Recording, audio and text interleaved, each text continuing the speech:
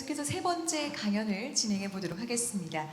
변화의 중심에서 혁신을 만드는 곳은 바로 또 스타트업이 아닐까 싶은데요. 이번 강연은 데이터와 인공지능으로 기업의 업무 생산성을 혁신하는 스타트업의 이야기입니다. 데이터로 비즈니스 문제를 해결하다라는 주제로 강연해 주실 올거나이즈 이원강 부대표님을 모시겠습니다. 뜨거운 박수 부탁드리겠습니다. 잘 들리세요? 잘 들리실까요? 많이 힘드셨죠? 저도 이렇게 듣고 있는데 생각보다 내용이 너무 어려워서 그래서 고민을 좀 하다가 혹시 여기 막 AI랑 LLM 굉장히 막 잘 아시는 분이 오셨을까요? 그게 아니면 그냥 제가 이해한 범위에서 좀 쉽게 좀 얘기를 풀어보고 싶은데 혹시 괜찮으실까요? 감사합니다. 그러면은 그래서 여기 오신 시간이 아깝지 않게 제가 이해하는 범위에서 AI, LLM 또 사실 저는 오늘 라그 저희 회사가 올거나이즈라는 회사가 라그 쪽 전문 회사입니다. 그래서 라그를 좀 설명드리려고 했는데 앞에 연사분들이 계속 라그 얘기를 해주셔서 좀 당황했어요. 그래서 라그 얘기도 제가 좀 드리고 해보도록 하겠습니다. 먼저 저는 이원강이라고 합니다. 저는 이제 올거나이즈 부대표를 하고 있고요. 사실 저는 공대생이 아닙니다. 저는 행정학과 이런 거 나왔어요. 그래서 기술적인 거 잘 모릅니다. 그래서 그냥 있는 범위에서 문과적인 수준에서 이제 말씀드릴 수밖에 없는 점이 좀 가슴 아프고요. 반면에 제가 이제 원래 공무원을 했었어요. 제가 공무원을 한 15년 하다가 샌프란시스코에서 외교관으로 좀 생활할 기회가 있었는데 그때 좀 뜻한 바 있어서 그 샌프란에서 그 실리콘밸리의 경험이 저를 좀 미래가 좀 바뀌고 있구나. 그래서 공무원보다 좀 더 재미난 세계가 있구나. 제가 그 당시에 2019년에서 2022년 동안 실리콘밸리에 있으면서 느꼈던 게 사회의 변화가 AI, 그다음에 로보틱스, 자율주행 이런 쪽으로 가고 있다는 걸 느꼈어요. 근데 그때만 해도 사실 AI라는 말을 이해하는 사람도 많지는 않았습니다. 제가 22년에 이제 미국에서 한국을 돌아와서 공무원을 그만두고 이제 AI 스타트업으로 옮겼거든요. 근데 그때만 해도 사실 AI를 아시는 분은 별로 없었어요.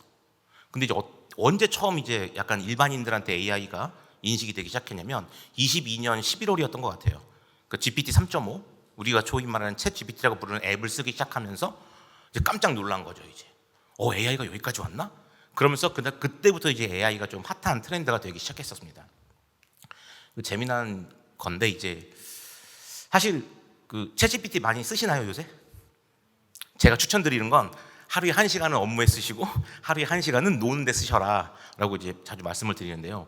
이 GPT가 사실은 뱉어내는 말들이 통계적으로 그냥 내가 이 질문에는 난 이렇게 말하는 게 가장 좋겠다고 그냥 뱉어내는 거거든요. 그냥. 근데 얘가 너무 말을 잘 만들어내요. 우리 질문에 원하는 답을 해주고 그다음에 그 휴먼 피드백에 의한 강화 학습을 통해서 좀 민감한 질문들 차별이라든가 이런 부분에 말도 빼고 하기 시작했고 그래서 마치 얘가 지능이 있는 아이처럼 느껴지기 시작했죠. 그래서 세계 지구상에 있는 거의 모든 언어셋, 코르퍼스라고 하는 그 언어셋을 공부하기 시작하면서 얘가 계속 데이터를 넣고 돌리고 파라미터가 커지기 시작하니까 막 새로운 능력들이 생기기 시작한 것 같아요. 그래서 이걸 저희 쪽에서는 이제 창발이라는 표현을 쓰거든요. 그래서 데이터를 계속 밀어 넣으니까 얘가 생각을 하나? COT, 그러니까 체인 오브 토트가 이루어진 건가? 그리고 최근에 이제 프롬프트를 조금 바꾸면서 아까 말씀하신 추론 능력. 그러니까 어떻게 바꿨을지는 제가 오픈 AI가 아니라 정확히는 모르겠는데 아마도 일단 네가 이거를 풀기 전에 계획을 세워봐 라고 한 다음에 답이 나온 다음에 또 검증해봐 이런 식으로 몇 개의 프롬프트 단계를 하신 것 같다고 추측을 하고 있어요. 그만큼 이제 대세는 LLM 쪽으로 왔고 일종의 특이점을 넘은 거죠. 이제 LLM이 분명히 대세구나 이건 확실히 온 것 같습니다. 그래서 오늘 제가 할 핵심 내용은 AI 트렌드인데요. 이걸 보시면 사실 이제 LLM이 굉장히 떠가지고 사람들이 또 기업들이 잘 나가는 기업들이 전부 LLM을 쓸 것 같지만 꼭 그렇지 않습니다. 실제로 보면요, 여기 보시면 이게 영어로 써 있긴 한데 이제 제대로 이제 AI를 도입하고 하는 회사가 한 58% 된다. 근데 그 회사 내부를 또 들여다봤더니 POC 하는 데가 완벽하게 도입한 데는 보시면 아다시피 9%, 6%, 9% 그렇게 많지가 않은 거예요. 그래서 이 트렌드를 제가 좀 가볍게 이렇게 생각해 봤을 때 이게 뭐냐면 22년 챗GPT가 나오고 3.5가 나오고 그 다음에 23년에는 약간 LLM이 이런 것도 할 수 있어요. 이런 트렌드였던 것 같아요. 이제 LLM은 대단해요. 막 굉장해요. 막 이런 트렌드. 근데 이게 24년 올해 이제 내년으로 넘어가면서 어떤 트렌드가 있냐면 그래서 어떡하자고 라는 트렌드가 생긴 것 같아요. 굉장히 LLM이 뭔가 하는 것 같은데 이걸로 우리가 뭘 할 수 있는데 이젠 트렌드가 좀 생산성 쪽으로 넘어가고 있는 것 같아요. 그래서 이건 히스토리를 이제 보여드리는 건데 사실 이제 뭐 두 번의 겨울을 지나 이제 AI가 여기까지 왔는데 저기 보시면 저 검은색 선이 이제 사람의 우리가 일반인의 역량입니다. 근데 맨 처음 시작했던 건 핸드라이팅이죠. 이게 손으로 쓴 그 숫자와 알파벳을 AI가 읽어낼 수 있느냐 여기부터 시작해서 이제 굉장히 많은 부분을 인간을 넘어서기 시작했죠. 근데 이제 실제로 AI가 가치를 창출하고 있느냐고 보면은 아까 그 코파일럿을 쓰면은 코딩 작업할 때 55% 시간을 줄일 수 있다. 그리고 좀 인상적인 건 79% 욕인데요. 그러니까 최근에도 신문 기사에 났습니다. 그 이제 의사들이랑 AI랑 이제 그 뭐 이렇게 뇌혈관 막힌 거라든가 이런 이제 그 사진을 찍어가지고 비교했을 때 AI가 더 정확하게 나오고 막 이런 일들이 벌어지고 있는 거죠. 반면에 이제 여기서 보면은 사람을 대하는 것도 더 효율적인 것처럼 보이는데 저거는 제가 봤을 때 현장에서 느끼면 약간은 콘 프로가 있는 것 같아요. 그러니까 맞는 말이기도 하고 틀린 말이기도 하고. 그러니까 아직까지 AI가 휴먼 터치까지 할 수 있는가에 대해서는 조금 조심스러운 영역이 있는 것 같아요. 분명히 효율적이긴 합니다. 그러니까 AI가 응답을 하면은 효율적이고 바로바로 찾아주긴 하는데 막상 또 콜센터 직원분들한테는 AI가 이상한 얘기하고 기분 나쁘니까 다시 콜센터로 돌아간다 이런 얘기도 있고 해서 이 부분은 조금 더 나아갈 부분이 있지 않을까? 아무튼 AI가 실제로 좀 가치들을 창출을 하고 있어요. 그 극단적인 예가 이 마케팅 자료인데요.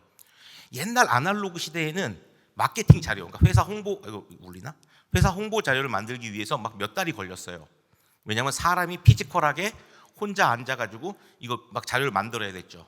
그런데 PC가 나타나니까 이제는 디지털로 되니까 한 몇 주 걸리다가 인터넷과 클라우드가 되니까 공동 협업이 가능해졌고 이젠 자동화가 되니까 몇 분 만에 마케팅 자료가 나오는 이런 시대가 된 거죠. 그래서 보시면 이제 생성형 AI가 뭐 이 정도 효과가 있다. 그래서 AI가 고객을 응대할 때 더 비용을 확 저렴하게 해준다. 그렇죠. 이게 사람은 인건비가 비싼데 AI는 그냥 큐만 주면 되니까 굉장히 저렴할 수 있고 그리고 AI가 더 빨리 응답한다. 그렇죠. 이건 당연한 얘기인 거죠. 반면에 잘 보시면 만족도는 55에서 69% 그렇게 극단적으로 늘지 않았어요. 그러니까 여전히 아직 AI가 휴먼 터치 이쪽에서는 조금 더 가야 될 길이 있는 게 아닐까 하는 생각을 좀 해보고요. 어쨌건 분명한 건 LLM은 굉장히 빠르게 지금도 발전하고 있고 그리고 그 AI를 써서 이제 무언가 해내는 사람들이 잘 될 것이다. 그리고 해내는 기업들이 잘 될 것이다. 그리고 지금의 AI 트렌드는 이제 뭐 LLM 뭐 잘 되고 뭐 이런 거 이제 필요 없고 그래서 LLM을 써서 어떻게 생산성을 만들어낼 것이냐. 그러면 기업 입장에서 생산성이라고 하면 두 가지입니다. 비용을 절감하거나 새로운 매출을 내거나 결국은 그러니까 비용을 줄여서 돈을 벌거나 새로운 매출을 창출해서 돈을 벌거나 이걸 가지고 이제 소위 말하는 LLM의 생산성을 가지게 되고 있고요. 굉장히 조심스럽게 말씀을 드리면 아마 내년 이제 한국에서 AI라는 이름을 붙여서 움직이고 있는 많은 스타트업들이 있습니다. 근데 이제 옥석이 가려지는 시기가 오고 있는 것 같아요. 이제 굉장히 지금 힘든 아마 스타트업 씬에서도 굉장히 힘든 시기이고 결국은 그러니까 한국의 AI를 가지고 움직이는 스타트업은 굉장히 많습니다. 그러면 그 중에서 실제로 AI를 가지고 생산성을 높여내고 고객을 만들어내고 매출을 창출하는 스타트업들이 살아남지 않을까.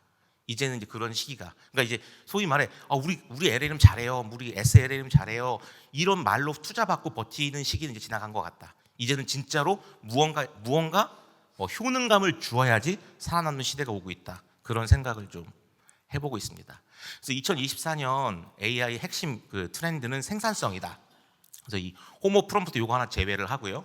딜로이트를 보시면 잠재력에서 생산성으로 이게 가장 극단적으로 제가 지금까지 말씀드린 트렌드를 보여주는 겁니다. 그동안은 잠재력 하나로 LLM이 뭐 이것도 할 수 있고 저것도 할 수 있어요. 추론도 할 수 있어요. 이런 거였다면 이제는 그래서 이제 어떻게 할 거야? 실제로 어떻게 돈을 벌 거야? 실제로 어떻게 비용을 줄일 거야? 이쪽으로 확실히 가고 있고요. 그래서 IT 트렌드 2024 같은 경우는 그 SK의 김지현 부사장님이 쓰신 책인데 확실히 우리 업무에 들어오는. 근데 이제 업무에 들어온다는 거에 대해서 이게 좀 문제가 있어요. 기업의 의사결정자분들은 생각보다 AI를 안 쓰세요. 잘 모르시는 경우가 많아요. 반면에 실무자들 어리신 분들이 오히려 AI를 더 많이 써요. 그래서 AI에 더 친숙한 경우가 많죠. 그 불일치가 오는 데서 조금 그래서 이분이 추천하는 건 써봐야 된다는 거예요, 결국은. 그러니까 AI가 친숙해져야 되고 많이 써보고 그래야지 우리의 비용을 절감하거나 새로운 매출을 창출하는데 써먹을 수 있다. 이제 그런 식으로 트렌드가 가고 있습니다. 그래서 이제 지금까지 말씀드린 것처럼 LLM 좋다. 근데 뭐 어떻게 쓸 거냐? 추세가 좀 있는데요. 처음에는 저 챗봇이라는 형식으로 AI가 많이 쓰였어요. 그리고 지금도 여러분이 AI라고 믿고 있는 수많은 서비스를 쓰고 계세요. 제가 말씀드렸죠. AI라고 믿고 있는. 실제로는 룰 베이스가 많아요. 무슨 말이냐면 A라고 물어보면 무조건 B라고 답해, C라고 물어보면 무조건 D라고 답해 해놓고 겉으로는 AI 챗봇 이렇게 붙여놨어요. 실제로 뒷단에 LLM이 들어가거나 그렇지 않아요. 그럼 왜 그런 걸 쓰고 있느냐? 일단 저렴해요. 두 번째, 공공기관 같은 데는 클라우드로 LLM이나 이런 걸 달지 않습니다. 개인정보 유출이나 규제 이슈가 있어서. 그래서 어쩔 수 없이 온프렘이 가능한 그런 제품만 써야 돼요. 그런데 이런 LLM이나 이런 거는 온프렘 하려면 돈도 많이 들고 너무 커요. 심지어 오픈 AI는 온프렘 할 수도 없죠. 코드를 우리한테 주지 않기 때문에 깔 수가 없잖아요. 그러니까 그런 걸 쓸 수가 없기 때문에 어쩔 수 없이 겉으로는 AI지만 제대로 되지 않은 제품들을 쓰고 있었죠. 그런데 이게 진화를 시작합니다. 이제 클라우드 또는 이제 오픈 소스의 LLM들, 뭐 라마라든가 이런 것들이 등장하면서 이거를 굉장히 잘 소위 말해 비벼서 쓸 수 있는 업체들이 등장하기 시작했고, 그래서 오픈 소스 모델에다가 아까 말씀하신 그 파인튜닝이라는 게 결국 오픈 소스 모델에 관련 데이터를 막 집어넣는 거예요. 그래서 예를 들면 금융에서 제일 잘 돌아가는 LLM, 뭐 법률에서 제일 잘 돌아가는 LLM. 그럼 뭐 그럴싸한데 문제는 이게 범용성. 그러니까 그러면 금융에서 잘 돌아가요? 근데 얘한테 법률 물어보면 꽝일 경우가 많죠. 법률, 금융 물어보면 꽝이고, 반면에 그 범용성 있는 챗GPT나 클로드나 이런 아이들은 뭘 물어봐도 웬만큼 답을 해주는 그런 문제가 생기는 거죠. 점점 진화를 하는데 제가 여기 인지형에 지금 색깔을 칠해놨는데 아직 여기까지는 못 온 것 같아요. 그래서 어시스턴트가 된다는 건 뭐냐면 내 옆에 인턴이 한 명 있다. 근데 이 아이가 사람이 아니라 AI인 거죠. 저만큼은 일을 못해요. 저만큼의 역량은 못합니다. 하지만 이 친구가 제 업무 시간을 줄여주는데 굉장히 많은 일을 하는 거죠. 근데 이게 조금 더 진화하면 에이전트가 되는 거예요. 여러분, 우리가 법률 신고하고 뭐 부동산 거래할 때 직접 하지 않잖아요. 잘 모르니까 전문가를 사서 하죠. 그리고 그분이 우리보다 역량이 높죠. 이런 분들이 저 대신 일을 하는 거예요. 그리고 극단적으로 말하면 저 같은 사람이 하나 더 있는 거죠. 그래서 이 친구가 저 대신 일을 하는 거예요. 그럼 저 같은 사람 한 명이 에이전트로서 일을 해주고 저는 더 중요한 일에 제 시간을 쓸 수가 있게 되는 거죠. 이런 식으로 좀 진화해 가고 있고, 자유로운 AI는 아까 말한 AGI의 세계로 가는 건데 그거는 아직은 잘 모르겠습니다. 그래서 점점 지금 방향은 이제 어시스턴트에서 에이전트로 나아가고 있다. 그럼 이제 LLM을 그러면 우리가 생산성 측면에서 써먹기 위해서 어떻게 해야 되느냐? 근데 사실 보시면 다 아시는 얘기일 거예요. 뭐 데이터 관리 전처리 뭐 당연한 얘기고요. RLHF 이게 이제 오픈 AI에서 말 그대로 회초리를 때린 거죠. 이 대답은 난 싫어 이렇게 하면 안 돼. 너 이거 차별적인 거야. 인종차별이야 하면 안 돼. 이렇게 때려준 거죠. 근데 사실 이 1번부터 5번까지는요. 결론적으로는 그냥 파운데이션 모델을 설계하거나 써먹을 때 얘기거든요. 그래서 결국은 파운데이션 모델을 잘 만들면 LLM은 잘 돌아갑니다. 근데 파운데이션이 나온 다음에 파인 튜닝 했을 때 잘 된다. 이거에 대해서는 솔직히 조금 설랑설레가 있어요. 잘 될 수도 있고 안 될 수도 있습니다. 근데 오히려 효율성은 처음에 파운데이션을 만들 때 최대한 잘 만들어야 가장 극대화된 효율성을 낼 수 있어요. 그리고 지금 워낙 파운데이션 쪽이 너무 잘 되고 모델 크기도 커지고 있어서 이걸 파인 튜닝하는 게 정말 의미가 있는 것인가에 대해서도 이런 얘기 함부로 하면 안 되는데, 그래서 그러니까 이 SLLM에 대해서도 진짜 한번 진지하게 고민해야 될 때가 오고 있습니다. 과연 이게 옳은 것인가? 근데 한국은 규제가 너무 많고 뭐 온프렘 아니면 안 쓰겠다는 기업이 많아요. 왜? 당연히 온프렘 해야지. 그러다 보니까 지금 이제 SLM 이런 게 비싸게 팔리고 있고 이런 상황인데 한 번쯤은 진짜 고민을 할 때가 다가오지 않나라고 굉장히 조심스럽게 말씀을 드립니다. 예. 그럼 6번은 뭐냐면 이게 락인데요. 검색, 증강, 생성이라는 개념인데 사실 오늘 락은 좀 혹시 잘 모르셨다면 이해하고 가셔도 괜찮은 파트가 있습니다. 이거는 LLM 자체를 건드리는 건 아니에요. 락은 LLM을 건드리지 않고 어떻게 하면 그러면 그 LLM의 문제점을 해결할 수 있을까, 이제 이거에 대한 고민인데, 우리가 보통 하루 8시간을 일하면 한 30%는 문서를 찾는데, 기존의 우리의 데이터베이스에서 문서를 찾는데 시간을 쓴다는 거죠. 무슨 말이냐면 잠깐만 내가 보험을 좀 하나 팔아야 되는데 이 보험 한 달 가격이 얼마지? 그럼 어떻게 합니까? 찾아봐야 되죠. 그래서 검색해서 골프 보험은 한 달에 3만 원, 뭐 다른 보험은 한 달에 5만 원. 그다음에 이거는 이런 사람은 들 수 있고 없고, 이거는 이 사람은 들 수 있고 없고, 뭐 이런 거 다 찾아서 일을 해야 되잖아요. 그러니까 결국 우리가 이제 일할 때 어쩔 수 없이 계속 회사 데이터베이스에서 문서를 찾아간다는 거죠. 그러면 이제 만약에 LLM이 없고 뭐가 없다고 한다면 맨 처음에 키워드로 검색하고 문서 찾은 다음에 그걸 다 읽어본 다음에 우리가 새로운 문서를 만들거나 고객을 응대하거나 이런 과정이 이루어지죠. 근데 이거를 만약에 옆에 누가 선배가 야 그거 그냥 3개월이야, 그거 5%야, 이게 그냥 바로바로 알려주면 되게 좋잖아요. 그 역할을 하는 아이가 바로 RAG가 됩니다. 즉 이제 LLM이 있으면 얘가 말을 정말 잘 만들어줘요. 얘는 말을 잘 만듭니다. 근사하게 만들어줍니다. 굉장히 근사하게. 자, 그런데 얘가 약점이 있어요. 얘가 어떤 약점이냐면, 여러분 지금 우리가 오늘 챗GPT한테 물어봐요. 이번 교육감 선거가 최근에 있었는데 결과가 어떻게 됐니? 라고 하면 챗GPT는 교육감 선거에 대해서는 교육감 사이트에 가서 물어보십시오라고 얘기합니다. 왜? 그 챗GPT가 학습된 시점은 분명히 지금은 아니겠죠. 그 과거 시점에 그 데이터가 들어가 있지 않아요. 그리고 챗GPT는 별도로 인터넷 연결해서 추가로 검색해주지 않습니다. 그래서 그렇게밖에 얘기를 안 해요. 그래서 그걸 보완한 게 이제 퍼플렉시티가 이제 웹에서 검색해가지고 그것까지 합쳐가지고 답을 이렇게 내주는 거죠. 반면에 또 하나가 있어요. 지금은 이제 할루시가 많이 줄었는데 우리가 열심히 잘 물어보면요, 지금도 얘가 좀 이상한 얘기를 해요. 세종대왕께서 애플을 만드셨는데 그 애플의 맥을 성상문한테 던져요. 그럼 성상문이 그걸 맞고 정신을 차려보니까 뭐 불룡포가 막 이런 얘기를 만들어냅니다. 왜?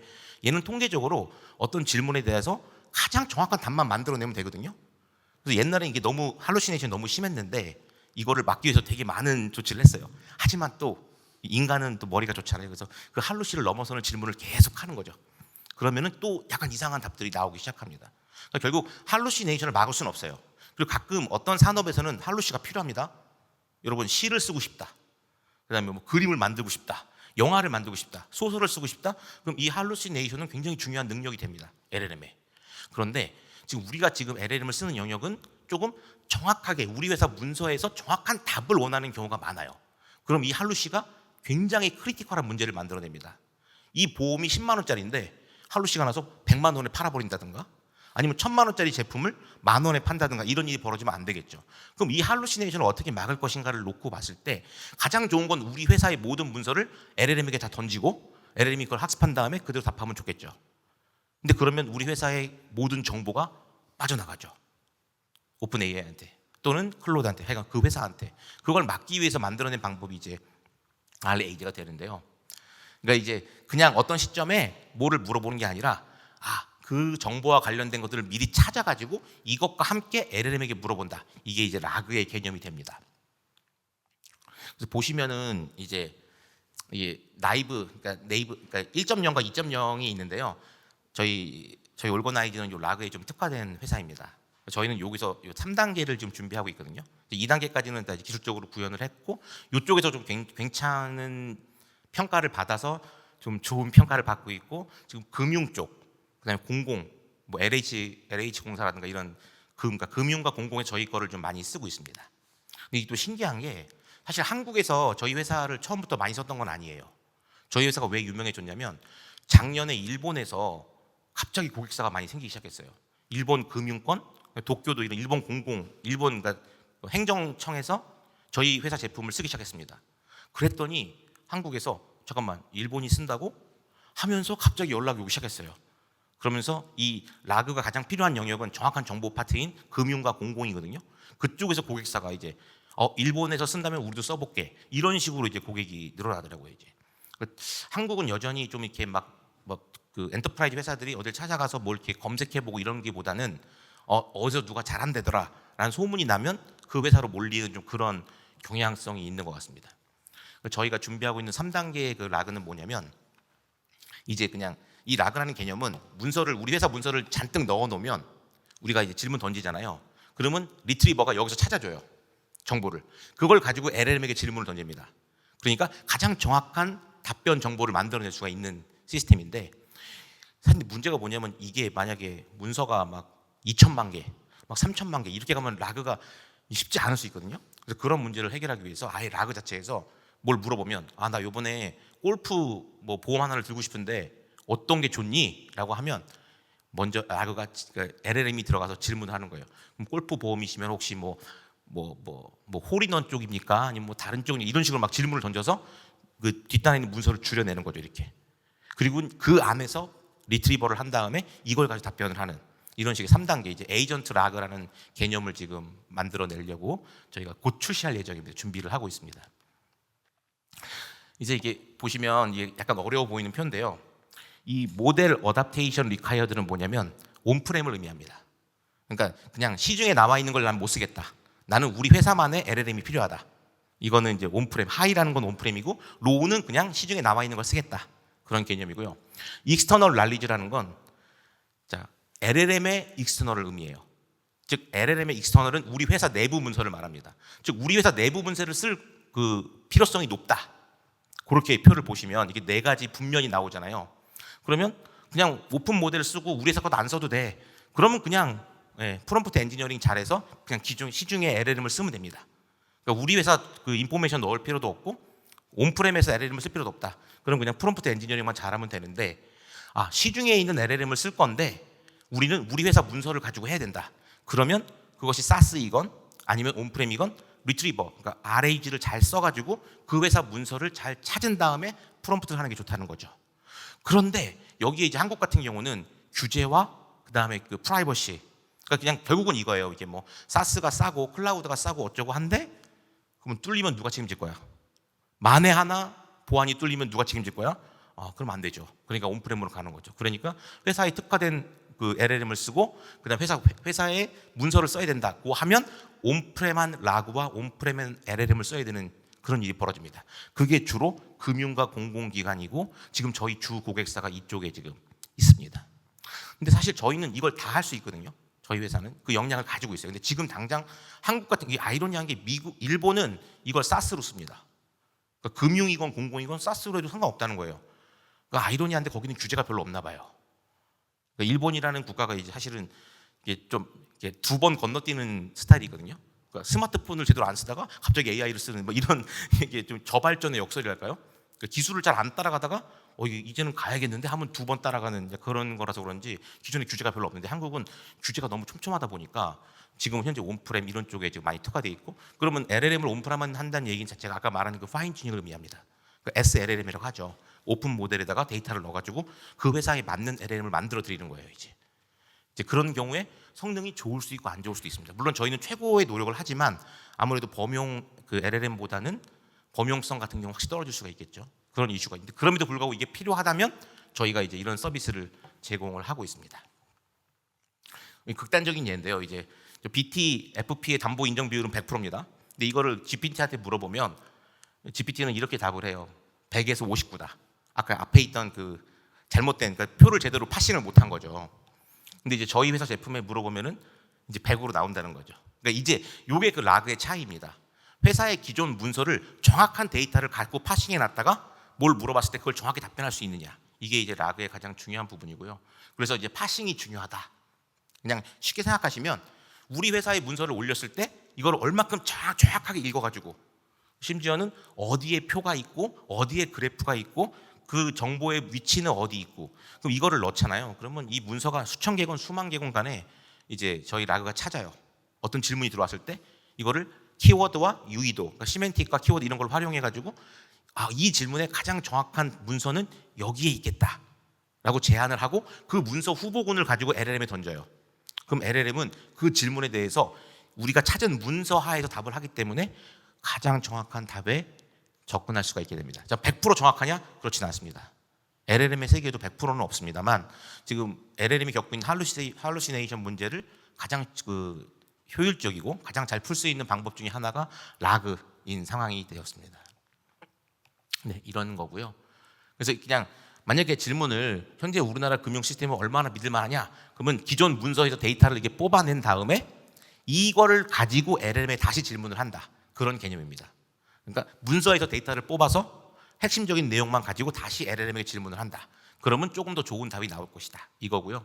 저희 회사 홍보를 조금만 더 드리면 저희는 코드 없이도 이 LLM과 라그를 가장 잘 쓸 수 있도록 이렇게 좀 쓸 수 있는 제품군을 가지고 있습니다. 그래서 이렇게 앱을 직접 만들 수도 있게끔, 그리고 심지어는 그냥 저희도 LLM이 있다 보니까 나 이런 앱이 필요한데 만들어줘 하면은 이 친구가 대충 만들어줘요. 그런데 물론 완전 그러면 코드 지식이 없어야 되냐, 그렇진 않더라고요. 제가 해보니까 공부를 좀 하긴 해야 되는데 그래도 막 처음부터 프롬프트하고 이런 것보다는 훨씬 쉽게 각 회사에 필요한 앱들을 만들 수가 있습니다. 그러니까 저희는 여기까지 판을 깔아놨고 만약에 그 회사에서 특정 회사에서 필요한 앱이 있으면 여기서 이렇게 만들어서 쓰시면 되는 개념이 되겠습니다. 그래서 노코딩으로 LLM 앱을 만들 수 있다. 이제 쭉쭉 넘어갈게요. 이제는 그러면 이제 이거 라그와 LLM을 가지고 뭘 할 수 있냐? 그러면 그냥 뭐 예를 들면은 우리 내부 직원이 너무 문서가 많은데 이 중에서 뭐가 정답인지 모르겠어. 그러면 저희 제품한테 물어보면 이렇게 내부 효율성을 위해 쓸 수 있다. 그러니까 이해되시죠? 막 상품이 막 1000개가 넘어요. 그런데 뭐 확실히 알아야 돼. 그럼 이게 물어보면은 이 친구가 답을 해준다. 이런 부분이고요. 두 번째 아까 말한 BI는 이제 비즈니스 인텔리전스거든요. 그러니까 회사 내부의 그 정보. 그러면 회사의 고유 정보를 잔뜩 넣어놓으면 얘가 우리가 돈이 언제 마를지 이런 것들을 분석해서 알려준다. 그래서 BI라는 개념이 되고요. 이제 이것도 많이 보셨을 거예요. 이제 만약에 우리가 계약 같은 거 고객 이메일 어떻게 관리하면 좋니? 그럼 요거를 LLM과 라그를 이용해서 잘 관리할 수 있게 해주는 거고요. 아까 예시 1번이 우리 내부 직원을 위한 어떤 Q&A였다면 이거는 고객이 물어보면 그 문서에서 바로 답변을 해줄 수 있는 거죠. 그러니까 우리 회사에 매뉴얼이 명확히 있으면 그 매뉴얼 하에서 답변을 해줄 수 있게. 그러니까 1번과 4번은 비슷한데 고객군만 다른 겁니다. 내부 직원이냐 외부냐. 그리고 5번은 필요하다면 이 상품 2개를 넣고 이 2개를 LLM이 이제 비교를 해주는 거죠. 이렇게. 그래서 A 상품은 이렇고 B 상품은 이렇습니다. 2개를 비교하면 이렇습니다. 뭐 이런 맥락이고요. 이건 재무제표. 재무제표도 그냥 작년 재무제표랑 올해 재무제표를 넣고 비교를 하면은 작년에는 어땠고 올해는 어땠습니다. 그러니까 이것도 사실 굉장히 전문 지식이 필요한 영역인데 LLM의 세계에서는 그냥 이 친구가 해줄 수가 있죠. 뭐 마찬가지로 개인 신용정보 임팩트인데 만약에 내가 지금 내 신용정보가 지금 700점인데 지금 차를 사면 나 어떻게 되니? 라고 물어보면 너 차 사면은 600점이 될 거야. 뭐 이렇게 알려주는, 예측해주는 그런 솔루션이고요. 뭐 이것도 간단한 문제죠. 그동안의 데이터를 가지고 이 주식이 어떻게 변할 것 같아. 이런 시황 정보도 알 수 있는, 저희가 주로 고객사가 지금 금융 쪽이다 보니까 이런 것들을 예시로 가지고 왔습니다. 뒤에 올거나이즈 소개를 가져왔는데요. 너무 티나는 것 같아서 여기까지만 하겠습니다. 그래서 오늘 회의를 지금 1분 남았습니다. 1분 남아서 정리를 하면 지금 비즈니스 트렌드는 이제 LLM 좋은 건 다 알겠다. 그런데 어떻게 써먹을 것이냐.